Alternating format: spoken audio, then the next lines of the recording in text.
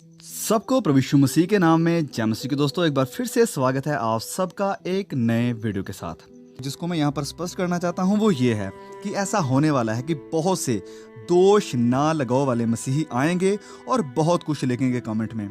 मुझे शायद बुरा भला भी कहेंगे, लेकिन मुझे इसकी बिल्कुल परवाह नहीं है। कुछ लोग शायद कहेंगे कि आपको ऐसे किसी का नाम लेकर उन्हें जज करना नहीं चाहिए, दोष नहीं लगाना चाहिए। आपको ये सब करने की आज्ञा और अधिकार किसने दिया है? तो मैं कहना चाहता हूँ कि मुझे ये अधिकार और ये आज्ञा बाइबल ने ही दी है, जो कि मेरी शिक्षा का आधार है और मेरी बुनियाद है। बाइबल में ही हम देखते हैं कि प्रेरितों ने भी गलत शिक्षा का सामना किया और झूठी शिक्षा देने वाले लोगों के नाम लेकर उनसे सावधान रहने को कहा था। तो आइए बाइबल में हम देखते हैं पहला तीमुथियुस अध्याय 1 वचन 19 से लेकर 20 तक। यहाँ पर लिखा है, और विश्वास और उस अच्छे विवेक को थामे रहे जिसे दूर करने के कारण कितनों का विश्वास रूपी जहाज डूब गया। तो कौन है वो लोग जिनकी वजह से ये विश्वास रूपी जहाज डूब गया? पौलुस लिखते हैं कि उन्हीं में से हुमिनियुस और सिकंदर हैं। पौलुस कहता है कि इनसे सावधान रहो।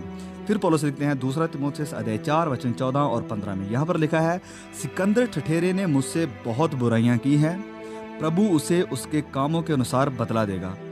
तू भी उससे सावधान रह, क्योंकि उसने हमारी बातों का बहुत ही विरोध किया है।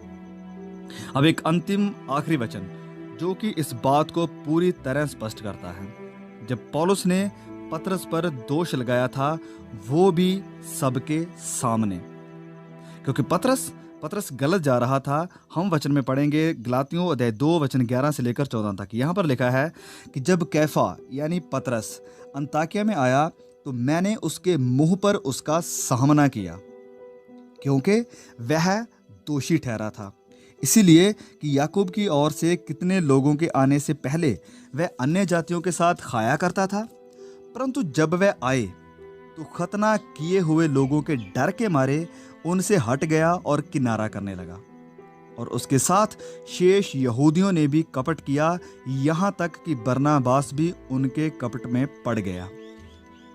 अगर यही बात आज संत पौलुस कहते तो आज बहुत से मसीह उठ खड़े होते और कहते कि तुम खुदा के मसा किए हुए पर दोष क्यों लगाते हो? तुम्हें ये हक किसने दिया? तुम क्यों जज करते हो? तुम बस अपना प्रचार सुनाओ, क्यों उनको गलत कहते हो? लेकिन नहीं, गलत शिक्षा का सामना करना शुरू से ही मसीहत का एक अधिकार रहा, क्योंकि मसीहत को परसिक्यूशन से, मुश्किलों से, कठिनाइयों से उतना डर नहीं है जितना गलत शिक्षा से है, क्योंकि प्रभु यीशु ने भी बार बार इसी से हमें सावधान किया था। फिर पौलुस आगे लिखते हैं वचन 14 में, पर मैंने देखा कि वह सुसमाचार की सच्चाई पर सीधी चाल नहीं चलते हैं, तो मैंने सबके सामने कैफा यानी पतरस से कहा कि जब तू यहूदी होकर अन्य जातियों की नहीं चलता है और यहूदियों की नहीं चलता, तो तू अन्य जातियों को यहूदियों की नहीं चलने को क्यों कहता है? तो देखिए, यहाँ पर संत पौलुस ने संत पतरस का सबके सामने सामना किया, लेकिन पतरस ने उसे ये नहीं कहा कि दोष ना लगाओ, खुदा के मसा किए हुए पर उंगली मत उठाओ। वरन पौलुस अपने एक खत में लिखते हैं कि पौलुस भी हमारे भाई हैं, उनकी तारीफ करते हैं।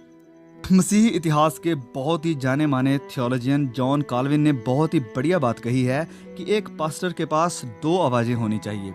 पहला अपनी भेड़ों को इकट्ठा करने के लिए, और दूसरा भेड़ियों और डाकुओं को भगाने के लिए, और उनसे अपनी भेड़ों को बचाने के लिए। तो एक अच्छा चरवाहा ना सिर्फ अपनी भेड़ों को चराएगा, वरन वह उन्हें भेड़ियों और चोरों से सावधान भी रखेगा।